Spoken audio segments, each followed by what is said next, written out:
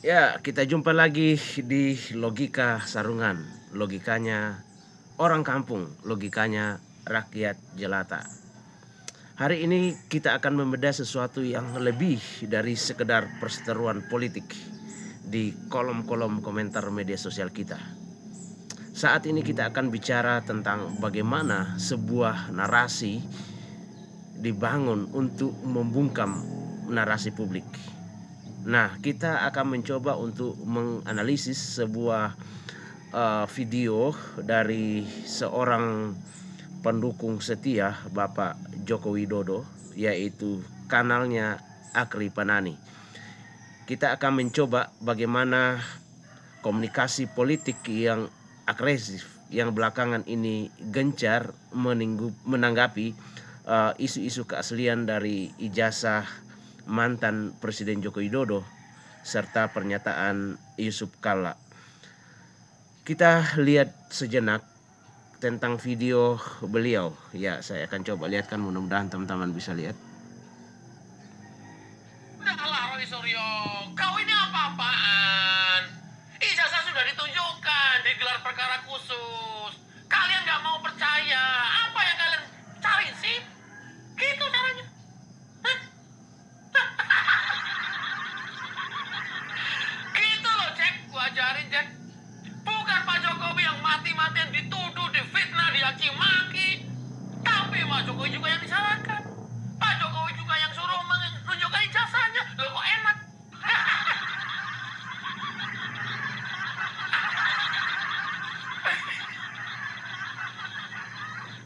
Enak kali kau. Ganti dong narasinya. Ganti dong diksinya. Roy Suryo. Tifa. Kan sudah ditunjukkan ijazah Pak Jokowi. Kenapa kamu masih terus-terusan menuduh? Kenapa kamu nggak berhenti menuduh? Kenapa kamu nggak berhenti memfitnah? Rakyat sudah terpecah belah. Disibukkan dengan isu tuduhan kamu ijazah palsu. Selama 2 tahun lebih. Begitu loh harusnya, Jack. Ya, itu narasi Balik-balik. dari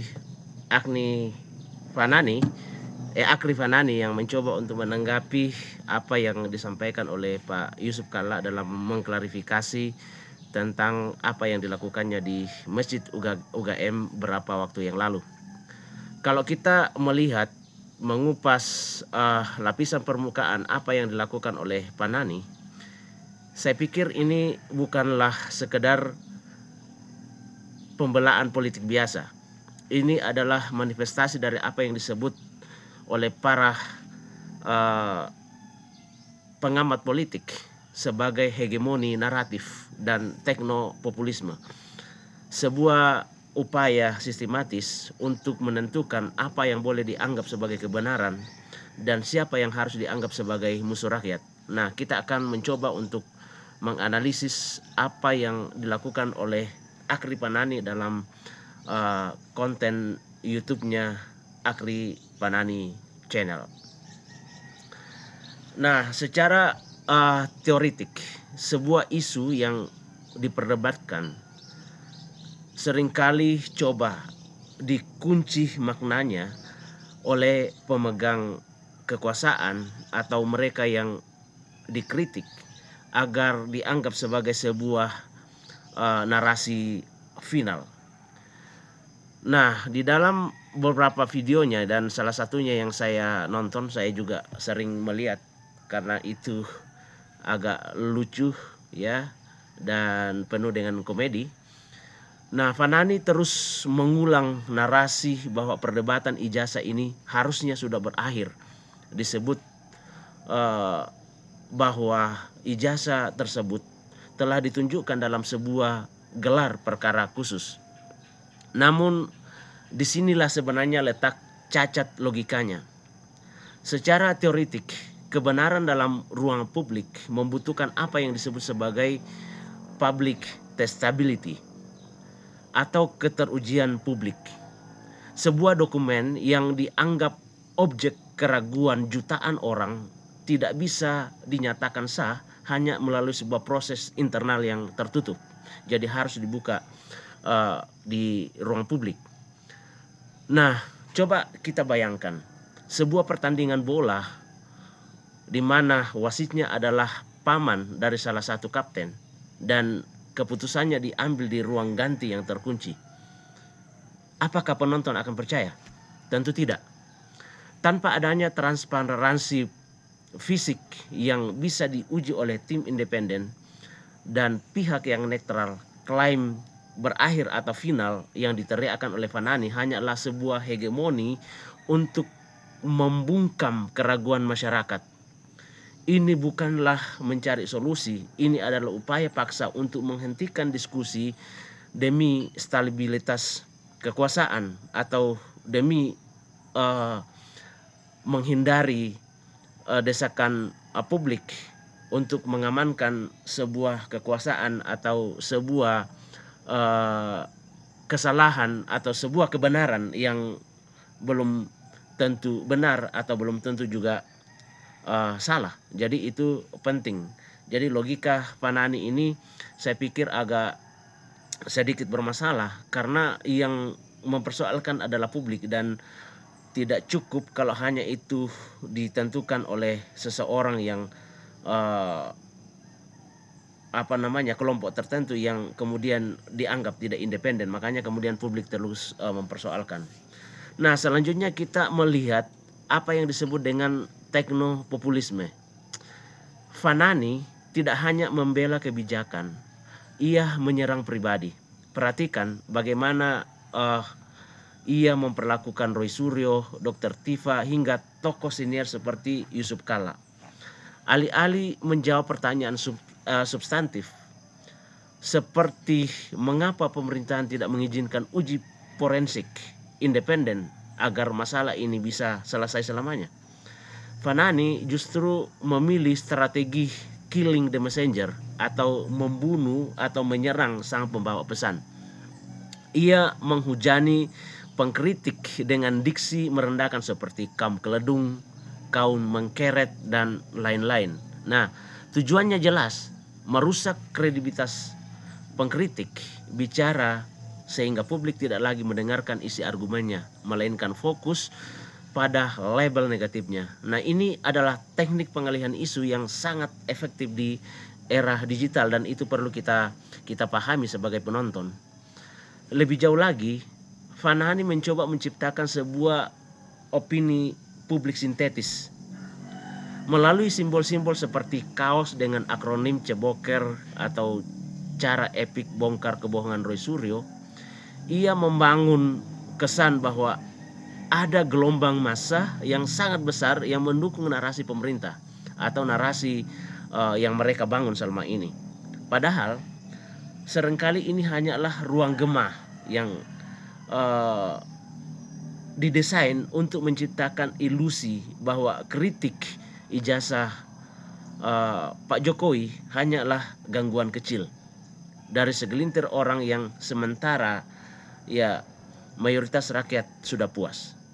Jadi ini menurut saya sangat berbahaya. Ini adalah cara manipulasi persepsi publik yang sangat efektif melalui platform digital seperti yang dilakukan oleh Akri Fanani.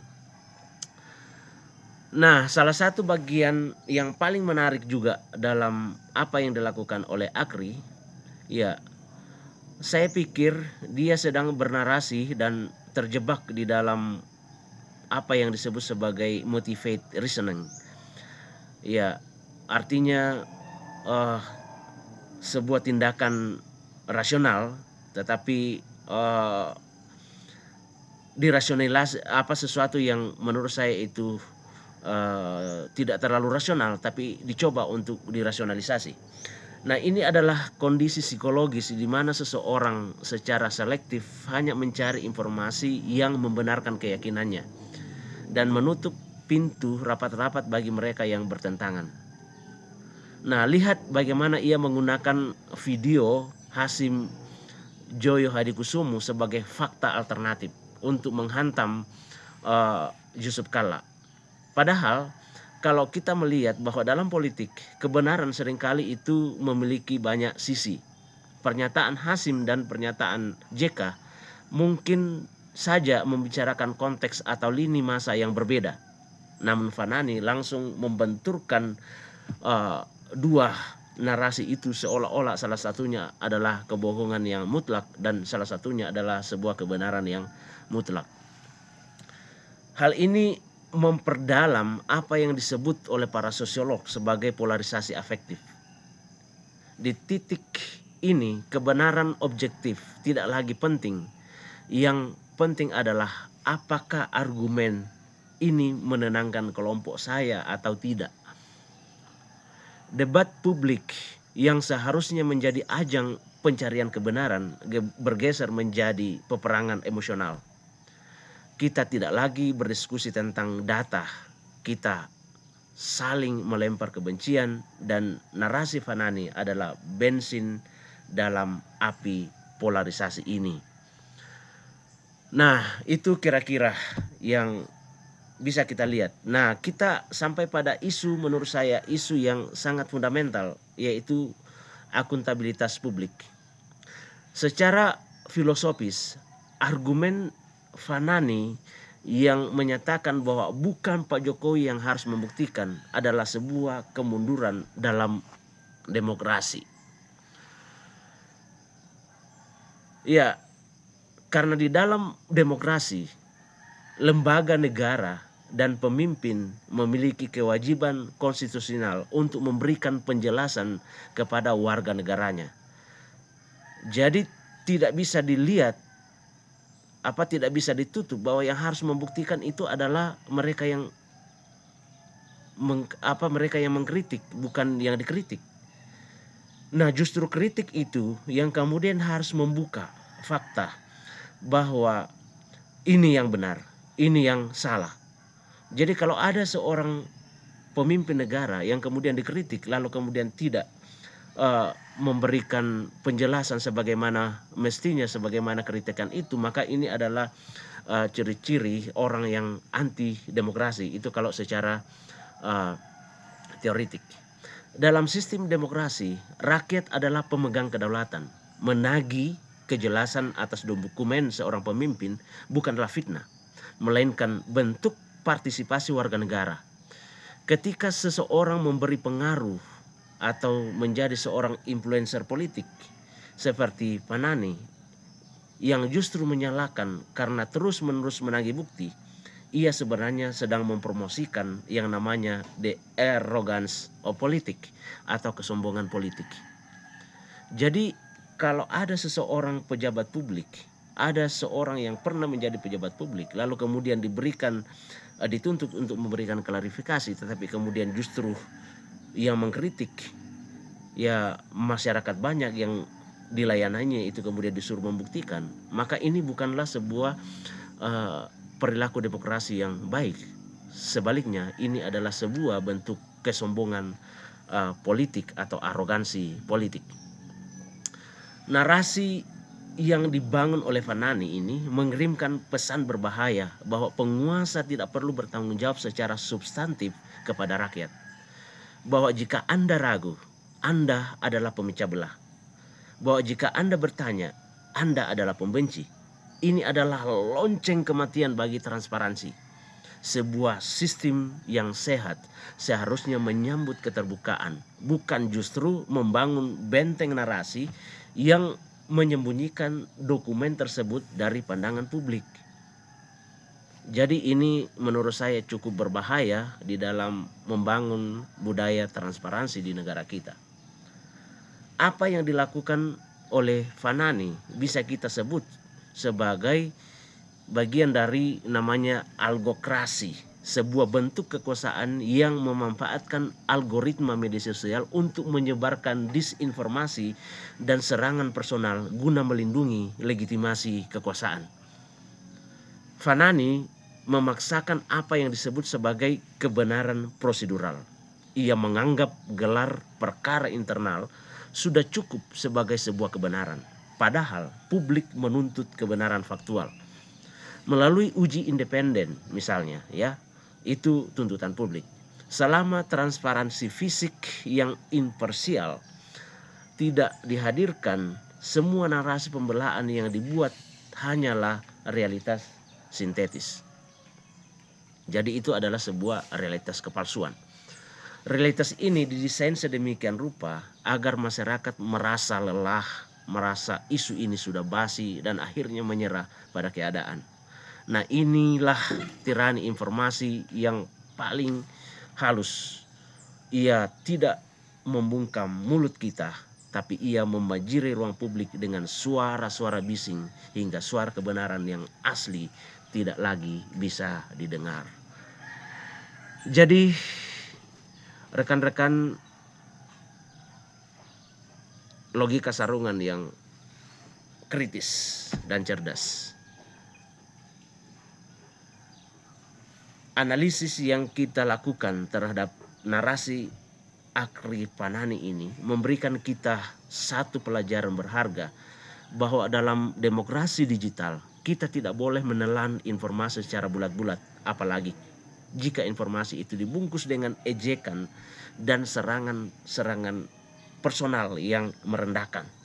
Itu perlu kita pertimbangkan untuk kita konsumsi sebagai sebuah kebenaran. Jadi sikap Fanani dalam video-videonya itu bukan sekedar gaya bicara yang tajam.